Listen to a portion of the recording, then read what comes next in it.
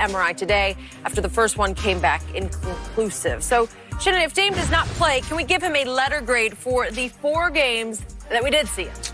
I give him a B. Because I believe he carried the Blazers in the first victory, Skip. Scored 34 points, 6 threes, including 3 down the stretch in the fourth quarter. Game 3, he had 34 and 7 with 5 threes. He injured his finger late in the ball game. Game 2, he injured his finger, but he played with dislocated finger in Game 3 and played very, very well. And then last night, it was basically over before it really got started, and he ends up hurting his knee. But I think Dame has played well. The Blazers are the 8th seed. Now, that's what Skip tells me.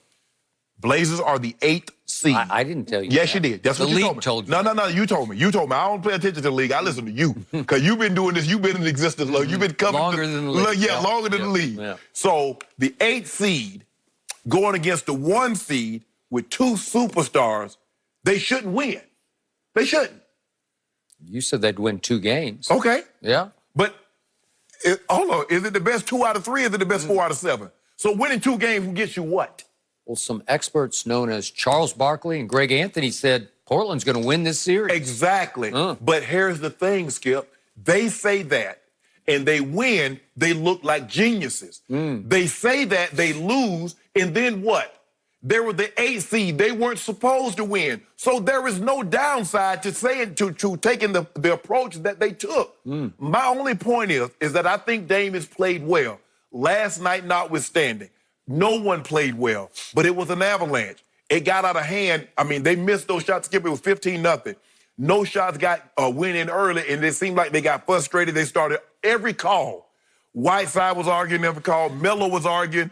Everybody was arguing calls, and the Lakers was going up and down the court. So for me, I'm going to give him a B in the games that he's played. I thought he's played well, but he's overmatched. The Lakers are a better team. He did win 1 game.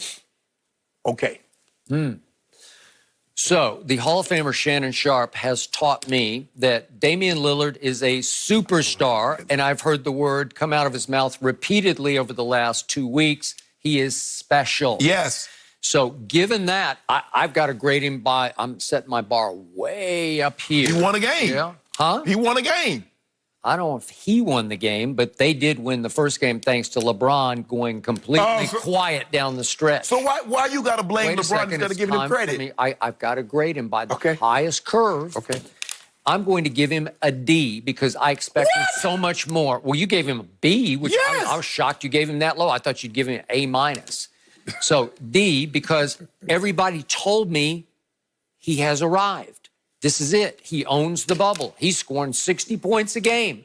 And I'm like, okay, now the playoffs start. Now you have a golden opportunity against the purple and gold of the Lakers to show me, take over a game. Show me one. He did, game 1. Show me a Donovan Mitchell game. Show me a Jamal Murray game. Just 1 game. He had 1 flurry in 4 games, and it was in mid-4th quarter of game 1. Okay. But LeBron still had a 6-point lead with 7 minutes to go, and LeBron came up completely empty down the stretch, missing 2 free throws. He scored 2 points over the last 7 minutes on a tip-in. That's all you got. And LeBron missed a huge 3 with 30 seconds left that would have cut it to 2. It was more about what LeBron didn't do because after the 3rd 3, which came with about 4 minutes left in that 4th quarter, we didn't hear from Damian again. It wasn't like Donovan Mitchell finishes a game or Jamal finishes a game and an overtime. I've yet to see one of those games from Damian. And obviously in game 3 in the 4th quarter, it's a winnable game. And he goes 1 for 6 in the 4th quarter and 0 for 4. So for the whole series, he's shooting 31% from the field. That's horrible.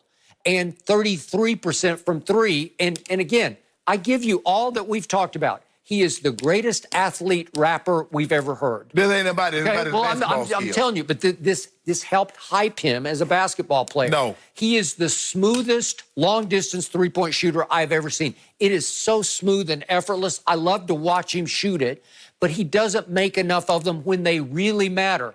Last night, it's do or die for them, basically, because it's 2-1. You're going to fall down 3-1. He doesn't make his first shot until they're down 24 points. That's not transcendent superstar. Skip, it was an avalanche, okay? It got out of hand.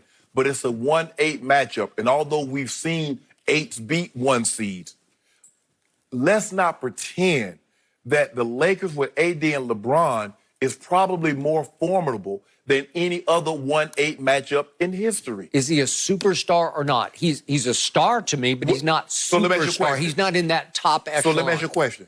Was Michael Jordan a superstar? Why do we always have to go back Because to I want to know. Don't put Damian Lillard in the Because same you sentence you with tell him. me anybody that's transcendent, that's a superstar, should win 1 game. Why didn't Jordan win a game?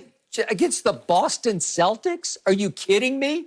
After he had broken his leg and missed most of the year. So he was playing on a broken and against leg. the best wishes of the team doctors, he said, I want to play in the playoffs. So Michael Jordan scored 63 points on a broken leg. Well, he's just coming off it. It's probably tender. No. He played in the regular season too. Yeah. He played the last, 2 games? And he played the regular season. So the leg was healed. Well, it's just stupid. We're just wasting our time on this. We're talking about Damian Lillard. That's my point. This was my point going in, and I told him this literally on the phone, so to his face. I told him, just show me. Show me. Show me what you can do, because the last 2 playoffs had ended so badly for him. He got swept by the Pelicans, and he got swept by the no KD Golden State Warriors. All 4 games close going to the fourth quarter. 1 they led. And in those fourth quarters, he shot 29% combined from 3. So it's horrible. There's no clutch shooting here. So you can't do it when it matters the most. Okay, you want to make an argument? Okay, I'll give you that. Getting swept by the Pelicans when you're the 3 seed by a 6 seed is bad. But they got swept last year by the number 1 seed in Golden State, correct? Yeah. No KD. It's just 2 guards versus 2 guards, basically. But is that the same team that won 73-9 went 73-9 without KD with a unanimous MVP? Well, that was what, 3 years before that? That was 2. So they had played before in playoffs games without KD. Am I correct? Are you that guy or not? I'm asking you. Hold on just a second. I'm just a second now. So in other words, unless Dame Lillard, the only way he could convince you he was that guy, he needed to be a 1 seed with 2 superstar players. Well, I just said, show me 1 game against the Lakers where you said, I took that game over and I finished it. Game 1. LeBron finished it by unfinishing it. Well, it was. So in other words, there was nothing he could have done, because then you put it on LeBron. Well, LeBron didn't finish. It wasn't what Dame did do. It was what the other guy didn't do. Okay, did Damian hit the 2 biggest shots of that game to close it off, the 2 daggers? No, it was Melo and Gary Trent Jr. back-to-back, huge threes. Yeah. The game was Damian about to get out of hand. didn't score over the last, 4.5 minutes of the game? The game was about to get out of hand. It was his 3 threes right there in the middle. I give you the flurry of 3 threes in the middle of the fourth quarter, but he did not take it home. Those other 2 made shots, and LeBron and AD went back-to-back to the free throw line and missed both their free throws. But Skip, it was by default. But what I can't understand is that you won't give the guy credit when he does something. It's always default. You always give Tom Brady, you say, you see what he did, but you don't mention about the other guys collapsing. You don't mention the interception. You said what he did against the Legion of Boom. But what about what Russ did, throwing the interception? What about what Matt Ryan and the Falcons, the collapse? You say it was all Tom Brady. Well, think about this. Against the Legion of Boom, wait a second, down 24-14 going to the fourth quarter against that group, one of the most intimidating forces we've ever seen in this league. Think about this. He throws for 124 just in the fourth quarter and 2 touchdowns to win the game. And guess what? Wow. And see...